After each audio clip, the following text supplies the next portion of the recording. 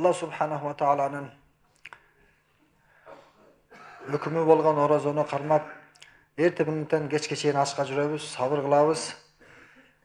Сименен biz ошол açka жүргөн учурда сүйүнүп sabır кылышыбыз керек. Муну милдет катарында көрүп, эми качан бүтөт деп күн санабай, балким сименен biz сүйүнүп диндеги улуулар ошол оразада ачка болуп, оразада чаңкап, кыйналганды эңсешкен да. Эгер ушул оразадагы артыкчылыктарды, соопторду билгениңерде, анда жыл бою оразонун уланып, токтобой, ар бир күн ораза болушун эңсемексиңер дейт. Эми эртеден кечке ораза кармадык, сүйүнүп кармадык. Анан кечке жук озашабыз да, эми озашканда Аллах Таала кандай рызкы берсе, ошого сүйүнүп озашыбыз керек. Себеби энебиз Айша радиаллаху анхадан көп хадистер келген да. 100 000 деген алтын, күмүш жана башка акчаларга, байлык бийликке ээ болот эле, бирок кечинде ооз ачайын десе сууга дагы акчасы жетпей калчу экен да. Анан кызматчылар айтат, эми жок дегенде өзүңүз ораза болгондон кийин кечке кичине бир камдап койбойсузбу дейт. Биз камдайбыз го жанагы. Эң жакшы базарларды тандап, оразанын кээ бир күндөрү эртеден кечке базарда өтүп кетет, туурабы? Эми диндеги улуулар озашканга эч нерсе да тапкан эмес. Ошол учурда эми алар кантип озашкан дейсиз да? Алла субханаху ва тааланын тагдырына ыраазы болуп озашкан да. Суу болсо суу менен, суу жок болсо анда дагы бир нерсе менен озашкан. Ошондуктан менен биз эртеңден баштап кечке чейин курсагыбыз ачты, курсагыбыз ачып чаңкап, бирок качан ооз ачылат экен деп күтпөш керек да. Качан ооз ачылат? Убакыт өтпөй койду, саатты кайра карап, баклашканы колго көтөрүп алып, кыбла тарапты карап, нары басып, бери басып, жок, анчалык сабырсыз болбош керек. Өзү адам баласы ар бир нерсеге көнөт да. Шаардык балдарды карасаңыз, айылда жүрүп айтат го, башыңа иш түшсө, байтал жорго дейт. Ар бир инсан кыла алат, курбанчылыктычы, ар бир инсандын колунан келет. Инсанды Аллах Таала өчөрү кылып жараткан. Эми менен биз бир аз кыйналып калсак эле, сабырсыздык кыла берсек, соогун кетирип алабыз. Ошого убакытты күтпөй, убакыт сааты келет ал белгиленген убакытта ошол учурда озашат экенбиз. Эми кайсы дуаны окуйбуз? Озашарда Пайгамбар алейхиссалам көргөзүп кеткен дуа бар. Аллахумма лака сумту ва аля ризкика афтарту. Аллахым, мен оразаны сен үчүн кармадым. Сенин ыраазычылыгың үчүн гана кармадым. Башка ниетим жок. Андан соң экинчиси, мен ушул ооз ачып жатам, сенин берген рызкың менен. Ушул сен берген рызкыга ыраазымын деп озашабыз. Эми Пайгамбар алейхиссалам ооз ачкандан кийин тамактанып бүттү, эми ооз ачып бүткөндөн кийин дуа кылган да. Бул дуаны менен биз жаттап алсак жакшы болот. Себеби күнүгө ораза кармайбыз, ооз ачабыз жана ооз ачып бүткөндөн кийин дуа. Адам баласы тамак жеп, Алланы ыраазы кыла алат, суу ичип, Алланы ыраазы кыла алат. Ар бир жакшылыкка ыраазы болсо, шүгүр кылса, Аллах Таала ал пендесинен ыраазы болот да.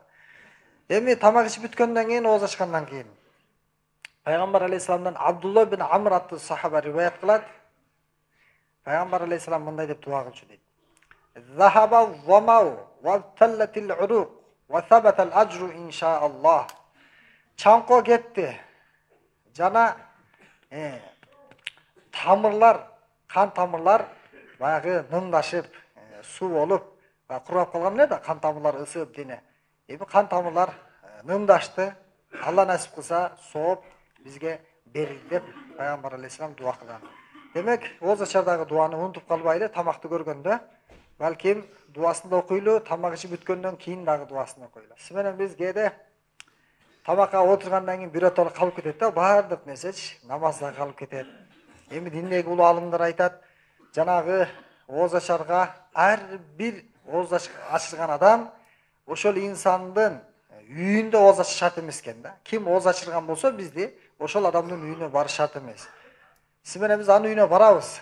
Бирок мечитте жамаат окуп алып турандан барат экенбиз да. Мечитте келип суу болобу, курма болобу, мечитте келип жамаат менен намаз окуйбуз, андан кийин ким чакырган болсо ошого барабыз. Анан ушул ооз ачырууну баардыгыбыз каалайбыз да. Себеби Рамазан бул берешендүүлүк ай. Рамазанда Пайгамбар алейхиссаламдан сахабалар риваят кылышат. Өтө Пайгамбар алейхиссалам берешен эле, ал эми Рамазан айында ушунчалык берешендүүлүгү ашып ташып, Баягы катуу соккон шамалдай пайгамбар алейхисалам берешен болот деген. Эми пайгамбарыбыз төгүлүп эле жатып калат экен да Рамазандачы. Берип эле колундагы бар нерсени. Демек жакшы амалды көп кыла турган ай да. Неге? Көбөйтүлөт да жакшы амалдарчы. Ошого ооз ачырыш керек колдон келсе. Курсакты тойгуза турган ооз ачыра албасаңыз да курма менен, суу менен жана башка. Эми ошол ооз ачыргандан менен биз эч качан наразы болбошубуз керек да. Бирөө келбей калса, кийинчерээк келсе, же такыр келбей калса. Ошондуктан биз көбүнчө акыркы Рамазандын күндөрүндө баягы очередь болуп калат да. Бир күнү 4төн, 5тен, анан мага келиңиз, анан мага келиңиз деп. Туура сиздин дасторконуңузга бирөө келип тамактанса сиз сүйүнөсүз. Неге? Сиз сооп таап атпайсызбы? Эми ошону баягы очередь кылып, талашып отурбай эле алдын ала бир тартиптештирип алсак болот да. Колдон келсе биринчи күндөрү кылыңыз. Ооз ачырыңыз. Неге дегенде биринчи күндө эч ким талашпаса керек. Биринчи күнү, экинчи күнү мен жетишем, кийин дейт. Анан ошентип баягы 4төн, 5тен, 10дон адамдар чакырат. Кимисине барарын да билбей каласың. Алар дагы кыжалат. Келебем, чакырдым же келбей коебу, тамак даярдап алат, кээде келбей калат. Ошондуктан биринчи күндөн баштап сиз менен биз ооз ачырганга аракет кылайлы. Анан тамак олтурганда намазды унутуп койбойлу. Намазды кечиктирбейли. Ооз ачтыңызбы? Намаз окуп алыңыз, андан кийин анан шашпай башка амалдарыңызды кыла бересиз. Тамактана бересиз. Себеби шам намазынын убактысы кыска да. Эгерде ооз ачуу куптан убактысында болгондо, анда альхамдулилла. О саат 12ге чейин шашпай отуруп, өзүңүздүн ишиңизди кыла бермексиз, тамактанып, анан барып жама топтолуп бир намаз окумаксыздар. Шамдын убактысы кыска да. Күгүм тез эле жоголуп кетет. Ошондуктан шам намазында ооз ачтыкпы, намазды кечиктирбеш керек да. Бир амал деп экинчисин таштап койбош керек. Туура хадистерде келген. Эгер курсагың ачка болсо, оюңдун баардыгы тамакта болсо, сен намазга турсаң, тамакты эле ойлойм десең, анда биринчи тамактанып ал. Тамактанып бүткөндөн кийин тез тамактанып алып тур, анан шашпай намаз оку дейт. Биз болсо кандай кылабыз? Тез намаз окуйбуз дагы, анан шашпай тамактанабыз да.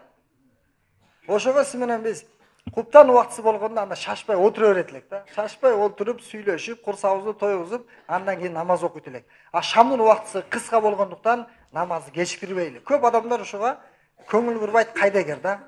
Динден кабары бар болсо деле, ушул сөздөрдү укса деле, бирок шамды кечиктирип отура берет.